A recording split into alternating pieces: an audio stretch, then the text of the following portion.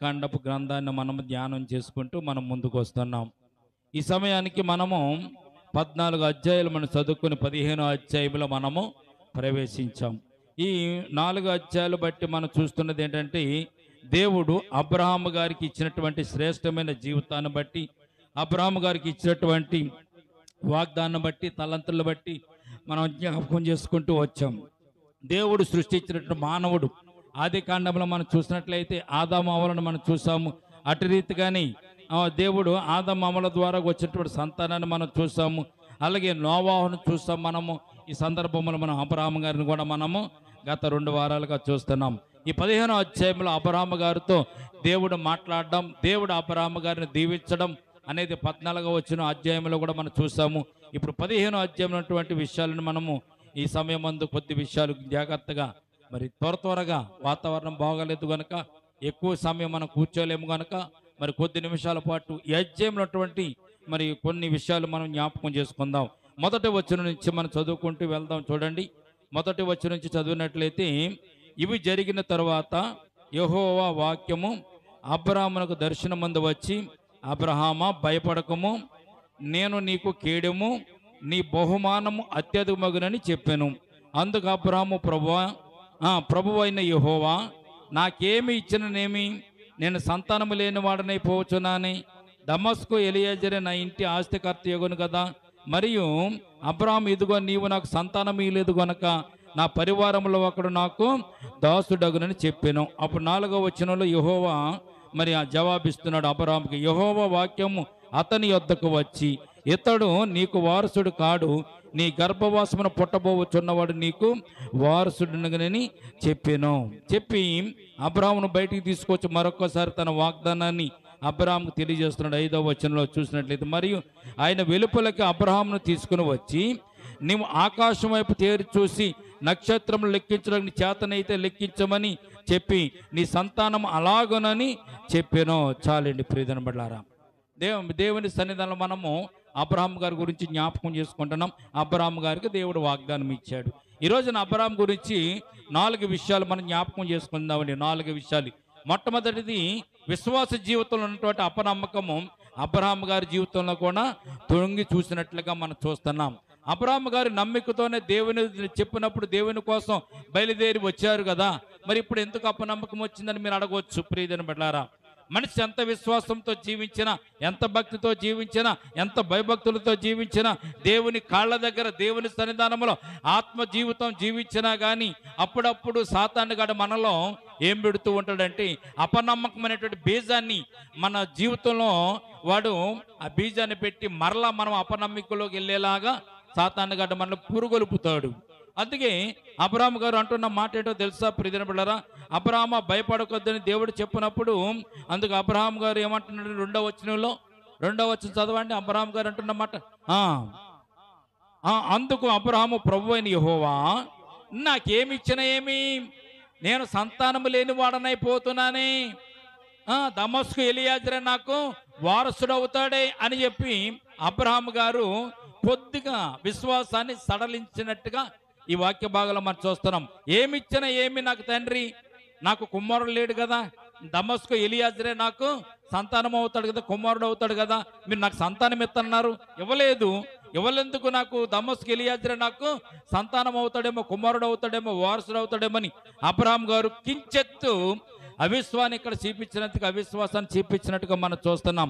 అంతటి అబ్రహాము గారు, విశ్వాసులకు తండ్రి అయినటువంటి అబ్రహాము గారు కొద్దిపాటి అవిశ్వాసాన్ని చూపించడానికి మూల కారణం ఏమీ లేదండి. అవ్వమ్మ తిన్నటువంటి ఆ పండులో నుంచి వచ్చినటువంటి ఆ బీజాలు ప్రతి మానవుల్లో ఉంటున్నాయి కనుక ఆ బీజము అప్పుడప్పుడు తలెత్తుతూ ఉంటుంది కనుక, మొలకెత్తుతూ ఉంటుంది కనుక, ఆ మొలకను మనం తుడిచి వేయకపోతే ఆ మొలక పెరిగి పెద్దదై అవిశ్వాసంలో మనం కొట్టుకుపోతామనే సత్యాన్ని పరిశుద్ధ గ్రంథం మనకు తెలియజేయబడుతుంది. అబ్రహాము గారు కొంచెత్తు అవిశ్వాసాన్ని చూపించాడు. తండ్రిని ఎంత దీవిస్తే ఏముంది, ఎంత నన్ను గణపరిస్తే ఏముంది, ప్రభువా నాకేమిచ్చిననేమి, నేను సంతానం లేని వాడనే అని దేవుని ముందు వాపోతున్నాడు అబ్రహాము గారు. ఈ రోజున మనం కూడా దేవుని ముందు అప్పుడప్పుడు ఇలాగే వాపోతూ ఉంటాం. ఏంటి ప్రభువా, నా జీవితం ఏంటి, నా బ్రతికేంటి? అంతకు ముందు దేవుడు చూపించిన శ్రేష్టమైనటువంటి ఆశీర్వాదాలను, శ్రేష్టమైన దీవులను మనం మర్చిపోయి పక్కన పెట్టేసి, ఏదైనా మనకి కష్టం వచ్చినప్పుడు, ఏదైనా ఇబ్బంది వచ్చినప్పుడు, ఏదైనా మనకు రావాల్సిన డబ్బు రానప్పుడు, మనకు రావాల్సిన క్షేమం మనకు రావనప్పుడు, ఒకవేళ మనకు అనారోగ్యం వచ్చినప్పుడు, మన పిల్లలకు అనారోగ్యం వచ్చినప్పుడు ఏమనుకుంటారో తెలుసా? ఏంటి ప్రభువా, నా కుటుంబాన్ని శోధించాలా, నా బిడ్డల్ని శోధించాలా, నన్నే నీవు శోధించాలని మనం అప్పుడు దేవుణ్ణి కూడా అడుగుతూ ఉంటాం. ప్రియమైన బిడ్డలారా, జ్ఞాపకం చేసుకోండి. అబ్రహాం కూడా అడిగాడు. మనం ఎంతటి వారం?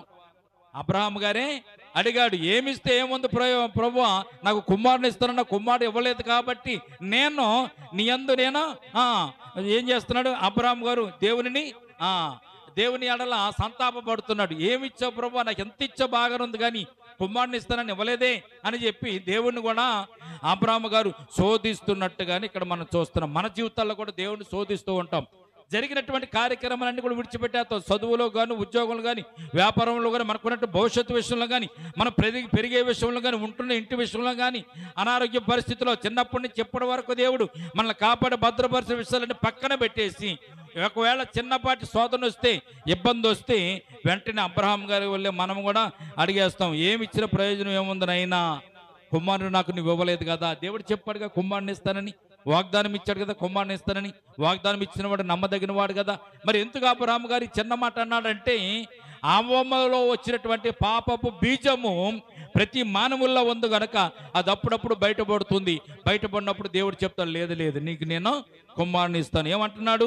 ఎలియాజరు నాకు వారసుడు అవుతాడని చెప్పగా యెహోవా అతని వద్దకు వచ్చి, నీకు వారసుడు కాడు ఎలియాజరు, నీ గర్భవాసన పుట్టబోచున్నవాడు నీకు వారసుడని దేవుడు అబ్రహాము చెప్తున్నట్టుగా మనం చూస్తున్నాం.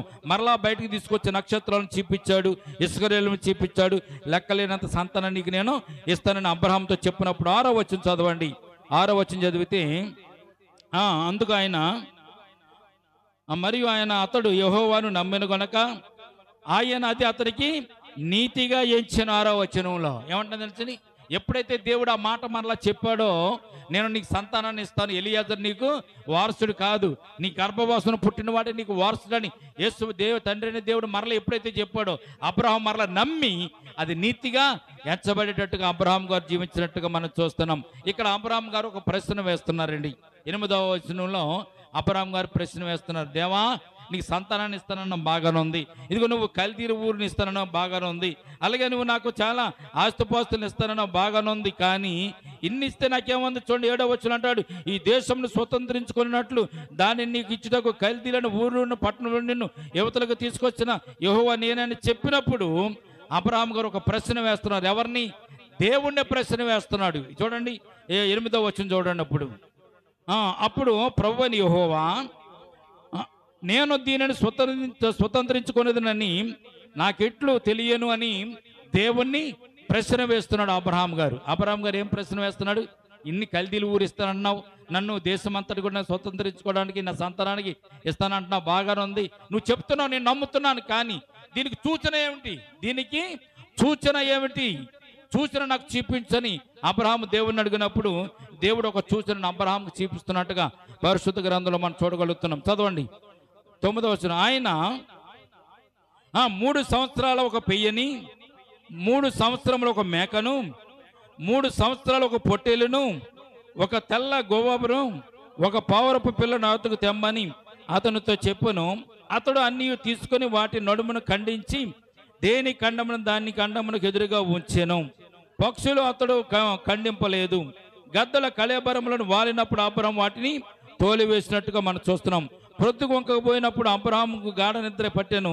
భయంకరమైన కటిక చీకటి అతనిని కమ్మగా ఆయన నీ సంతతి వారును తమది కాని పరదేశమందు నివసించే దేశపు వారికి దాసులుగా నొందిరు వారు 400 ఏండ్లు వీరిని శ్రమ పెట్టుదురు. వీరు ఎవరికి దోస్తులగుదురో ఆ జనమునకు నేనే తీర్పు తీర్చిదును. తర్వాత వారు మిక్కిల ఆస్తితో బయలుదేరి వచ్చేదురు. నువ్వు క్షేమంగా నీ పితరుల యొద్దకు పోయిదవు, మంచి వృద్ధాప్యం ముందు నీవు పాతి పెట్టబడదు అని చెప్తూ 16వ వచనంలో అబ్రహాం అడిగినటువంటి ఆ ప్రశ్నకు అమోరీయుల అక్రమం ఇంకా సంపూర్ణం కాలేదు కనుక నీ 4వ తరం వారు ఇక్కడికి మరలా వచ్చేదరు నిత్యమో తెలుసుకోమని అబ్రహాంతో చెప్పాను. 17వ వచనం మనం చూస్తే చూద్దాం. మరియు ప్రొద్దుగుంకిన వేళ కటిక చీకటి పడినప్పుడు రాజుచున్న పొయ్యిను అగ్ని జ్వాలయు కనబడి ఆ ఖండముల మధ్య నడిచిపోయిను. ఆదనమందే యెహోవా ఐగుప్తు నది మొదలుకొని గొప్ప నది అని ఏప్రటిస్ నది వరకు ఈ దేశముననగా కెనీయులను, కనిజ్జీలను, కద్మోనీలను, ఇత్తీలను, పెరిజ్జీలను, రెఫాయీములను, అమోరీలను, కానానీలను, గిర్గాషీలను, యోబీసీలను నీ సంతానమునకు ఇచ్చినని అబ్రాహాముతో, ఇక్కడ లాస్ట్ మాట చూడండి, నిబంధన చేస్తున్న దేవునికి స్తోత్రం కలుగునుగాక. అబ్రహాం గారు ఒక ప్రశ్న వేశాడు. ఏంటా ప్రశ్న? ఈ కనిజ్జీలను, పెరిజ్జీలను, గిర్గాషీలను, యోబీసీలను, అమోరీలను వీరందరిని కూడా నేను జయిస్తానంటున్నావు కదా ప్రభువా, నాకు సూచన ఏంటి అని అడిగాడు. ఈ రోజున మీరు కూడా దేవుణ్ణి అడగవలసిన విషయం ఏంటంటే, ప్రభువా నువ్వు ఇస్తానన్న బాగా ఉంది, నాకు సూచన చూపించు, నువ్వు ఎలా ఇస్తావో నాకు తెలియజేయి అని మీరు అడిగితే తప్పకుండా దేవుడు కూడా మీకు తెలియజేసేవాడుగా ఉన్నట్టుగా పరిశుద్ధ గ్రంథంలో మనం చూడగలుగుతున్న దేవునికి స్తోత్రం కలుగును గాక. ఇక్కడ దేవుడు ఒక నిబంధనను అబ్రహాం గారితో చేస్తున్నాడు. ఆ నిబంధన మనం జ్ఞాపకం చేసుకుని మనము ముగించుకుందామండి. ఆ నిబంధన ఏంటంటే చూడండి, మరియు ప్రొద్దుగుంకిన వేళ కటిక చీకటి పడినప్పుడు రాజుచున్న పొయ్యి అగ్ని జ్వాలయు కనబడి ఆ ఖండముల మధ్య నడిచిపోయిను. ఏ ఖండముల మధ్య నడిచిపోయాను? 8వ వచనం 9వ వచనం చూస్తే ఆయన ఏదైతే చెప్పాడో 3 సంవత్సరాల పెయ్యేను, 3 సంవత్సరాల మేకను, 3 సంవత్సరాల పొట్టేలును, ఒక తెల్ల గోవను, ఒక పావురపు పిల్లను తీసుకురమ్మని అబ్రహాం గారికి ఏదైతే దేవుడు తెలియజేసినప్పుడు అబ్రహాం గారు వాటిని తీసుకుని వచ్చి వాటిని పెయ్యను, మేకను, అలాగే పొట్టేలును అబ్రహాం గారు ఖండించి ఆ ఖండములను ఒకదానికి దేని తలకాయకి దాని దొండుమును ఎదురుగా పెట్టి అక్కడ ఉంచినట్టుగా మనం చూస్తున్నాం. పావురు పిల్లను అలాగే గోవను ఖండించకుండా, ఆ రెండిట్లు పక్షులను ఖండించకుండా పక్కన పెట్టినట్టుగా మనం చూస్తున్నాం. ఈ సందర్భంలో మేము జ్ఞాపకం చేసుకుందాం, ఎందుకు దేవుడు పెయ్యను తీసుకురమ్మన్నాడు, మేకను తీసుకురమ్మన్నాడు, అలాగే పొట్టేళ్ళని తీసుకురమ్మన్నాడు. తీసుకొచ్చిన తర్వాత తెల్ల గోవను, పావురాలను తీసుకురమ్మన్నాడు. తీసుకొచ్చిన తర్వాత వాటిని ఎందుకు ఖండించి అక్కడ పెట్టమన్నాడు దేవుడు అనే విషయాన్ని ఈ సమయం అంతా మనం జ్ఞాపకం చేసుకుందాం. ఇది నిబంధనకు గుర్తు. ఏ నిబంధనకు? దేవునికి అబ్రహాముకి నిబంధనకు గుర్తుగా వీటిని తీసుకుని రమ్మని చెప్పాడు దేవుడు. దేవుడు చెప్పినట్టుగా అబ్రహాం చేశాడు. అబ్రహాం చేసిన తర్వాత వాటిని మేకను ఖండించాడు, పొట్టేళ్ళను ఖండించాడు, పేను కూడా ఖండించి దేని ఖండమునకు దాని అంటే తలకాయకి తలకాయ, అలాగే నడుముకు నడుము ఎదురుగా పెట్టి మధ్యలో దారిని ఉంచినట్లుగా మనం చూస్తున్నాం.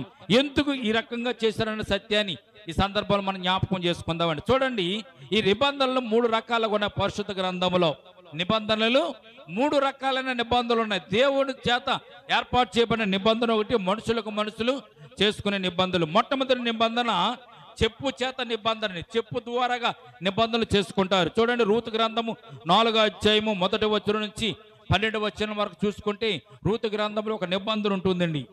రూతు గ్రంథంలో ఒక నిబంధన ఉంటుంది. ఆ నిబంధన మనం చదువుదామండి ఈ సందర్భంలో. రూతు గ్రంథం 4వ అధ్యాయము 1వ వచనం నుంచి 12వ వచనం వరకు చూడండి ఒకసారి. రూతు గ్రంథము 4వ అధ్యాయము 1వ వచనం నుంచి 12వ వచనాలు.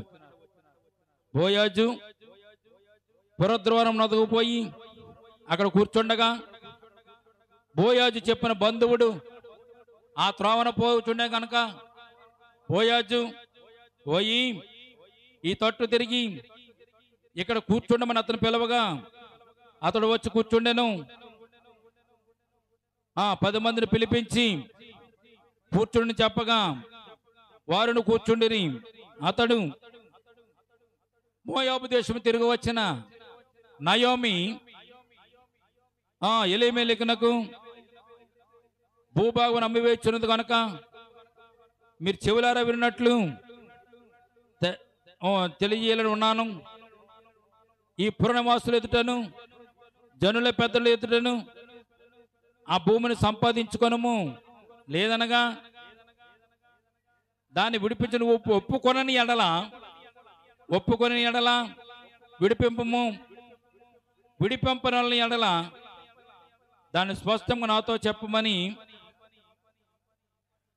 నీవుగాక విడిపింపని బంధువుడు ఎవడో లేడని చెప్పి నీ తర్వాత వాడిని నేనే అని చెప్పి అందుకతడు నేను విడిపించదని మొట్టమొదటిగా చెప్పాడు సమీప బంధువుడు. అయితే బోయాజు నయాము చేతు నుండి ఆ పొలము సంపాదించిన దినమున చనిపోయిన వాని పేరట ఉన్నటువంటి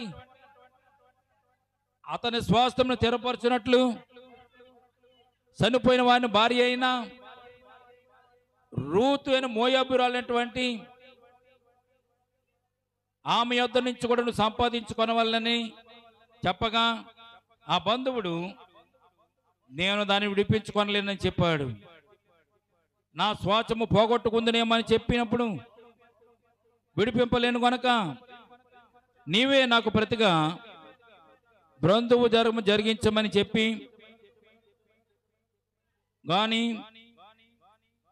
గాని ప్రతి సంగతిని స్థిరపరిచినట్లు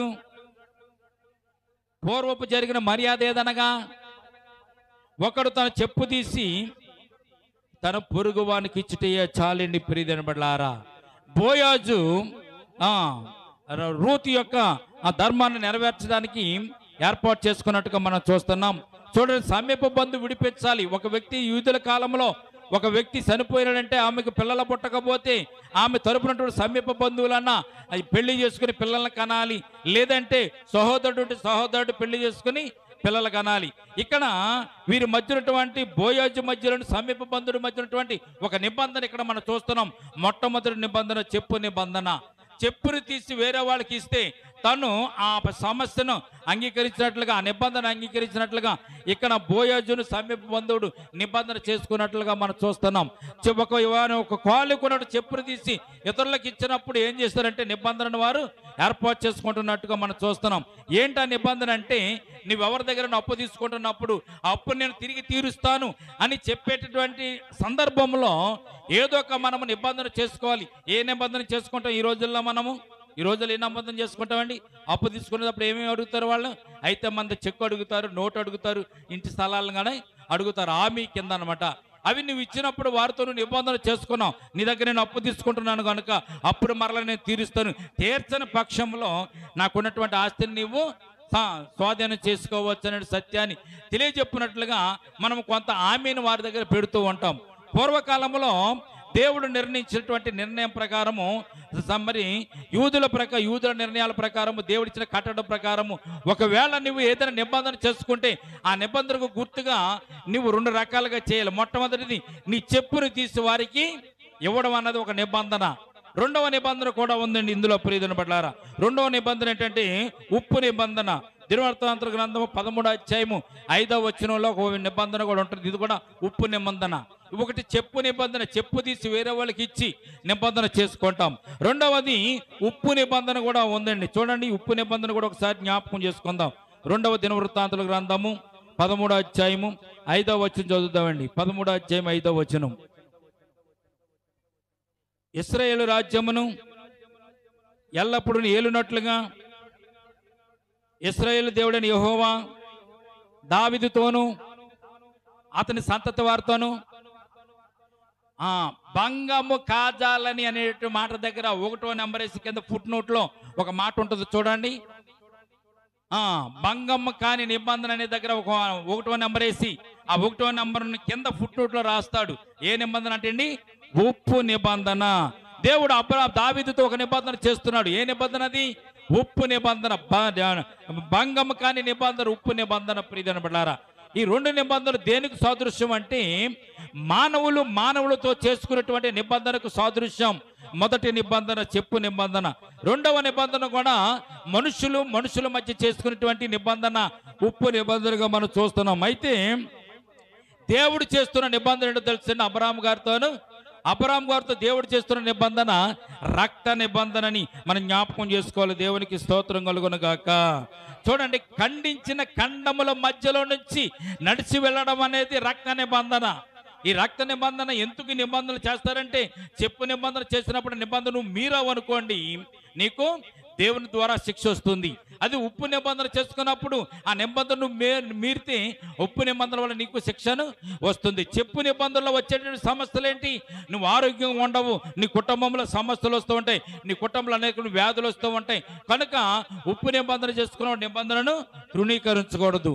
అలాగే చెప్పు నిబంధన చేసుకున్నవాడు కూడా నిబంధనలు కూడా తొలగిపోతే ప్రజలందరి ముందు ఆ నిబంధన చేశాడు కనుక ప్రజలందరి మధ్య అతను కొట్టివేయబడతాడు సత్యాన్ని పరిశుద్ధ గ్రంథం మనకు తెలియజేయబడుతుంది. అయితే రక్త నిబంధన మనం చూసినట్లయితే ఈ రక్త నిబంధన చేసుకునే రెండు వర్గాలు వధించిన ఖండముల మధ్యలోంచి నడవాలి.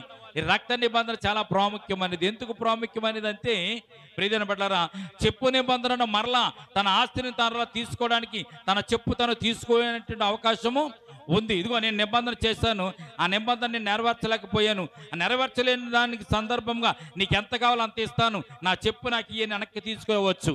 రెండవది ఉప్పు నిబంధన. ఉప్పు పాత్రలో పట్టుకెళ్ళి ఉప్పు పాత్రలు మార్చుకుంటారన్నమాట ఉప్పు నిబంధనని. ఉప్పు నిబంధన అంటే తెలుసండి, ఉప్పు పాత్రలో పట్టుకెళ్ళి ఉప్పు కుండలో పట్టుకెళ్ళి ఆ నిబంధన మార్చుకుంటారు. ఉప్పు నిబంధన చేసిన తర్వాత ఆ నిబంధన మీరితే వారికి వచ్చేటటువంటి శిక్ష ఏంటో తెలుసండి. ఉప్పు దేనికి పనికి వస్తుంది? మనకి ఉప్పు దేనికి ఉపయోగిస్తామండి? మనం ఉప్పు మంచికి ఉపయోగిస్తాము, నిల్వ ఉండడానికి ఉపయోగిస్తాము. ఈ రోజున ఎండాకాలం కదా, పచ్చళ్ళు పట్టుకోవడానికి పచ్చళ్ళు నిల్వ ఉండడానికి ఉప్పును మనం ఉపయోగిస్తాము. ఉప్పు గురించి పరిశుద్ధ గ్రంథంలో ఇంకొక మాట ఉంది, మీరు లోకమునకు ఉప్పు అయి ఉన్నారు అంటే శ్రేష్టమైన జీవితాన్ని జీవించడానికి మార్గం కూడా ఉప్పు ఉపయోగపడుతుంది కనుక అటువంటి శ్రేష్టమైన జీవితానికి సంబంధించినటువంటి సాదృశ్యమైన ఉప్పుతో నువ్వు నిబంధన చేసుకున్నావు కనుక నీ జీవితం అంతా నాశనం అయిపోతుందని సత్యాన్ని తెలియజేయడానికి ఈ నిబంధన కూడా వారు ఉపయోగించుకునేవారు. మొట్టమొదటిది చెప్పుతో నిబంధన చేసుకునేవారు. మనుషులకు మధ్య చెప్పుతో నిబంధన, మనుషులకు మధ్యలో ఉప్పుతో నిబంధన ఉంది. కానీ దేవుడు శ్రేష్టమైన వాడు కదా, అందరికంటే దేవుడు శ్రేష్టమైన వాడు కదా, మనుషుల కంటే దేవుడు చాలా శ్రేష్టమైన వాడు కనుక ఆ శ్రేష్టమైనటువంటి దేవుడు అబ్రహాము గారితో నిబంధన చేస్తున్నాడు. అబ్రహామా 3 ఏళ్ల పెయ్యను తీసుకుని రా, 3 ఏళ్ల మేకను తీసుకుని రా, 3 సంవత్సరాల పొట్టేలను తీసుకురా, అలాగే ఒక గొవ్వను ఒక పౌరపు పిల్లను కూడా తీసుకురా అని చెప్పినప్పుడు తీసుకొచ్చిన తర్వాత ఖండములుగా వాటిని ఖండించి పక్కన పెట్టాడు. పక్షులను ఖండించలేదు. అయితే ఆ రాత్రి కాల సమయంలో దేవుడు అబ్రాహాముకు వాగ్దానం ఇచ్చి అబ్రాహాముతో మాట్లాడిన మాటలను ఇక్కడ మనం జ్ఞాపకం చేసుకుందాం. చూడండి ప్రియమైన బిడ్డలారా, చూడండి 11వ వచనం. ఆ గద్దలు కళేబరుల మీద వాలినప్పుడు అబ్రాహాము వాటిని తోలివేసును, పోయినప్పుడు అబ్రాహాము గాఢ నిద్ర పట్టెను, భయంకరమైన కటిక చీకటి అతని కమ్మగా ఆయన నీ సంతతి వారు తమది కాని పరదేశముందు నివసించి ఆ దేశపు వారికి దోస్తులుగా నుందురు, వారు 400 ఏండ్లు వీరిని శ్రమ పెట్టుదురు, వీరు ఎవరికి దోస్తులు వదురు, ఆ జన్మలకు నేనే తీర్పు తీర్చుదును, తరువాత వారు మిక్కిలి ఆశతో బయలుదేరి వచ్చెదరు. ఈ సంఘటన మనము దానియేలు గ్రంథంలో చూడగలుగుతున్నాం ప్రియమైన బిడ్డలారా. అలాగే మోషే విడిపించడం ఇశ్రాయేలు జనాంగం విషయంలో కూడా మనము ఈ సంఘటన మనం చూడగలుగుతున్నాం. ఇశ్రాయేలు మోషే వారిని ఆ ఐగుప్తుల నుంచి విడిపించినప్పుడు ఎలాగొచ్చారండి? వారు 10 తెగుళ్ళను చూపించి దేవుడు ఆ తెగుల చేత రాజును భయపెట్టి ఇశ్రాయేలు జనాంగాన్ని బయటికి తీసుకొస్తున్నప్పుడు ఆఖరి నిమిషంలో వారు ఏమడిగారు? ఆ ప్రజల్ని మీ వస్తువులు మాకు ఇవ్వండి అన్నారు. ఏ వస్తువులు?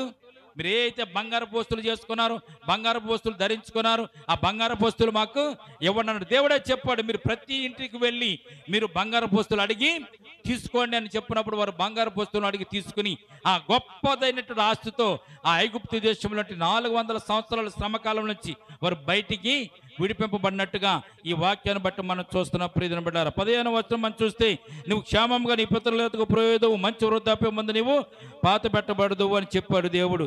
అలాగే 16వ వచనం చూస్తే, అమ్మేరుల అక్రమం ఇంకా సంపూర్ణం కాలేదు కనుక నీ 400 తరము వారు ఇక్కడికి మరలా వచ్చేదని నిశ్చయముగా తెలుసుకోమని అబ్రాహాముతో చెప్పి అబ్రాహాముకు దర్శనం రూపంలో ఇవన్నీ చెప్పిన తర్వాత దేవుడు అబ్రాహాముకి దేవునికి మధ్యనటువంటి ఆ యొక్క నిబంధనను జ్ఞాపకం చేస్తూ దేవుడు ఇక్కడ ఏం చేస్తున్నాడు చూడండి. 17వ వచనం చూడండి. 17వ వచనం చూడండి ప్రియమైన బిడ్డలారా. మరియు కటిక చీకటి పడినప్పుడు రాజుతున్న పొయ్యి అగ్ని జ్వాలను కనపడి ఆ ఖండముల మధ్య నడిచిపోయెను. ఆ దినమందు యెహోవా ఐగుప్తు నది మొదలుకొని గొప్ప నది అయిన యూఫ్రటీసు నది వరకు ఈ దేశం అనగా కెనీనీలను, పెరిజీలను, కద్మోలీలను, ఎత్తీలను, పెరిజీలను, రెఫాయీములను, అమోరీలను, కానానీలను, గెర్గాసీలను, యోబీసులని సంతానంకి ఇచ్చేదని వాగ్దానం చేశాడు.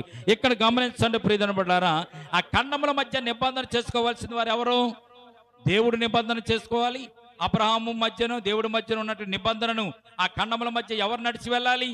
దేవుడు నడిచి వెళ్ళాలి. దేవుడితో పాటు అబ్రహాము కూడా నడిచి వెళ్ళాలి. కానీ ఇక్కడ జరిగినటువంటి అద్భుతమైనటువంటి కార్యం ఏంటో తెలిసిన ప్రియమైన బిడ్డలారా, రెండు వర్గాల మధ్య జరగవలసిన నిబంధన దేవుడు ఏం చేశాడంటే అబ్రహామును పక్కన పెట్టి దేవుడు అక్కడే ఆ ఖండముల మధ్య నడిచి వెళ్ళి ఆ నిబంధనను నెరవేర్చడానికి దేవుడు సిద్ధపడినట్టుగా మనం చూస్తున్నాం. దేవునికి స్తోత్రం కలుగునుగాక. నిబంధన చేసిన వారు నిబంధన మీరినట్లయితే వారికి దేవుడే శిక్ష వేస్తాడు కనుక అబ్రహామును పక్కన పెట్టి ఈ యొక్క నిబంధన నెరవేర్చగలిగిన వాడు దేవుడు అక్కడే కనుక దేవుడే ఆ ఖండముల మధ్య నడుచుకుంటూ ముందుకు వెళ్ళాడు. ఎలాగెళ్ళాడు చూడండి ఒకసారి. మరియు ప్రొద్దుకింకిన వేళ కటిక చీకటి పడినప్పుడు రాజుచున్నటువంటి ఒక పొయ్య మరియు అగ్ని జ్వాలయు కనబడి ఆ ఖండముల మధ్య నడిచిపోయిన. రాజుచున్న పొయ్య ఎవరికి గుర్తు? దేవుని ఆత్మకు గుర్తు. ఆ అగ్ని ఎవరికి గుర్తు?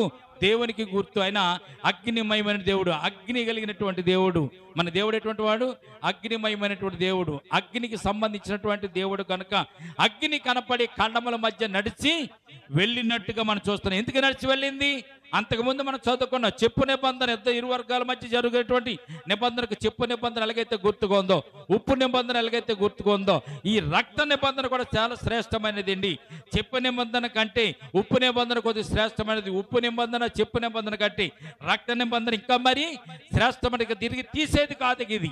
ఎవరైనా ఇలాగ రక్తం ద్వారాగా నిబంధన చేసుకుంటే ఆ నిబంధన తీసివేసేది కాదనే సత్యాన్ని దేవుడు నిరూపించడానికి ఆ ఖండించిన ఖండముల మధ్యలో నుంచి అబ్రాహాముకు గాఢ నిద్ర పట్టింది. అబ్రాహాము దర్శనం చూస్తుండగానే ఆ ఖండముల మధ్య నుంచి దేవుడే ఆయన అగ్ని రూపంలో నడిచి వెళ్ళి ఆ నిబంధనను స్థిరపరిచినట్టుగా మనం చూస్తున్నాం. దేవునికి స్తోత్రం కలుగునుగాక.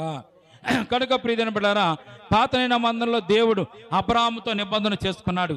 క్రొత్త నిబంధనలో యేసుక్రీస్తు ప్రభు కూడా మనతో ఆయన నిబంధన చేశాడు. ఏ నిబంధన చేశాడు? ఆయన శిలువ రక్తము ద్వారా నిన్ను నన్ను ఆయన కడిగి పవిత్రపరిచి పరలోక రాజ్యానికి నిన్ను నన్ను తీసుకుని వెళ్ళడానికి యేసుక్రీస్తు ప్రభు వారు కూడా నిబంధనను మనతో ఆయన చేసుకున్నాడు. ఈ రోజున మనము దేవుని బిడ్డలుగా ఉండడానికి, దేవుని సొత్తైన ప్రజలుగా ఉండడానికి, ఆయన సన్నిధిలో ఉండడానికి కారణం ఏంటో తెలుసండి.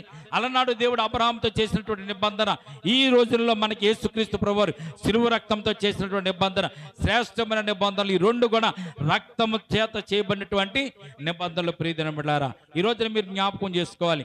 దేవుడు మనతో నిబంధన చేసుకున్నాడు, మనల్ని కాపాడుతానని.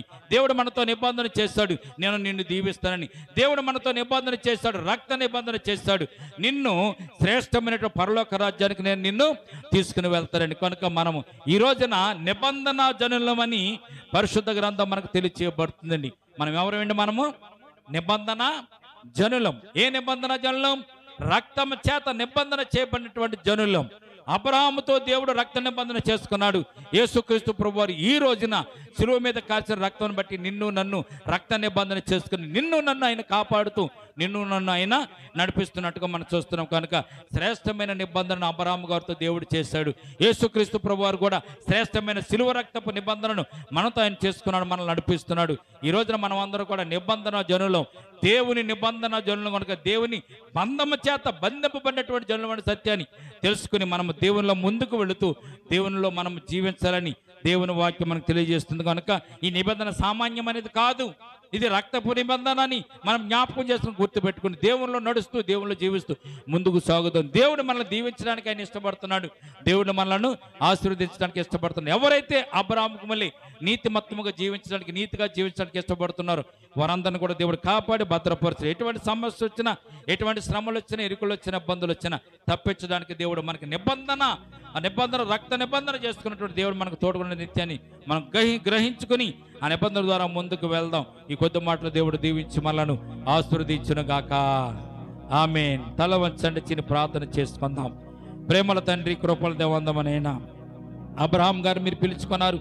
పిలిచిన నాటి నుంచి నేను ప్రభువా అబ్రహాముకు సంతానం ఇచ్చి ఆ సంతానం దేశమంతా నేను ప్రభు అభివృద్ధి పొందినట్లుగా ఇసుకరేణువులంటి జనాంగముగా, నక్షత్రముల కంటే ఎక్కువైన జనాంగముగా ప్రభు భూమి మీద విస్తరించేలాగా ప్రభు రక్త నిబంధన అబ్రహాము గారితో మీరు చేసుకున్నారు నైనా. శ్రేష్టమైన నిబంధన అది రక్తపు నిబంధన ప్రభువా. అటు రీతికైనా ప్రభువా నీ ప్రియకుమారుని యేసుక్రీస్తు ప్రభువారు ఈ లోకానికి పంపించి శిలువ మీద రక్తము కార్చిన ప్రభువా ఆ రక్తమును బట్టి మాతో కూడా ప్రభువా నువ్వు నిబంధన చేసావు తండ్రి నైనా. యేసయ్య ద్వారా మేము కూడా నిబంధన పొందినటువంటి జనులం, నిబంధన జనులు, రక్తపు నిబంధన జనులం మేము. ఈ రోజున ప్రభు ఎవరైతే యేసుక్రీస్తునందు విశ్వాసం ఉంచి నమ్మిక వచ్చినైనా ప్రభు మారు మనసు పొంది బాప్తిసం తీసుకున్నారో వారందరూ కూడా ప్రభునైనా దేవుని చేత నిబంధన చేయబడినటువంటి, క్రీస్తు రక్తము చేత నిబంధన చేయబడినటువంటి నిబంధన జనులని పరిశుద్ధ గ్రంథం తెలియజేయబడుతుంది. అటు రీతిగా ప్రభు ఈ లోకంలో ప్రభు నీవు మాతో నిబంధన చేసుకున్నావు, మమ్మల్ని నడిపిస్తానని, మమ్మల్ని కాపాడుతానని, మమ్మల్ని భద్రపరుస్తానని నువ్వు అబ్రహాము గారితో కూడా నిబంధన చేస్తావు తండ్రి. ఈ దేశాన్ని అంతటిని నీ బిడ్డలకి ఇస్తానని, సంతానంకి ఇస్తానని. ఆ అబ్రహాం గారి సంతానమే మేము ప్రభు. ఈ లోకంలో ప్రభు ఎవరైతే విశ్వాసం ముందు నమ్మిక ఉంచి విశ్వాసంలో జీవిస్తున్నారు, విశ్వాసంలో బ్రతుకుతున్నారు, విశ్వాస సంబంధమైన వారందరూ కూడా అబ్రహాము సంతానమని ఎబ్రీ రాసిన పత్రికలో మేము చదవగలుగుతున్నాం కనుక తండ్రి నైనా ఇదిగో ప్రభు నిబంధన జనులమని ప్రభు నీవే మాకు తెలియజేస్తావు కనుక ఆ నిబంధన జనులమని నీ బిడ్డలందరూ కూడా జ్ఞాపకం చేసుకోండి. అబ్రహామును కాపాడినట్లుగా, అబ్రహామును దీవించినట్లుగా, అబ్రహామును నడిపించినట్లుగా ప్రభు, అలాగే ప్రభు యేసుక్రీస్తు రక్తం ద్వారా నిబంధన చేసుకున్న నీ బిడ్డలందరినీ కూడా ప్రభు అటు రీతిగా మీరు నడిపించిరండి ప్రభు. క్షేమాన్ని, ఆరోగ్యాన్ని కూడా దయచేయండి ప్రభు. ఈ లోకంలో జీవించినంత కాలం ప్రభు నీ బిడ్డలుగా జీవించినైనా ఈ లోకం విడిచిన తర్వాత పరలోక రాజ్యానికైనా చేరినట్లుగా ప్రభు నీ నిబంధన స్థిరపరిచి బలపరిచి మమ్మల్ని నడిపించుదురుగా. కానీ కూడి వచ్చిన బిడ్డలందరూ కూడా జ్ఞాపకం చేసుకొని దీవించమని యేసయ్య ఉన్నతమైన పరిశుద్ధ నామమున ప్రార్థించి మిక్కిలి వినయముతో బ్రతిమాలి వేడుకొనిచున్నాము తండ్రి. ఆమేన్, ఆమేన్.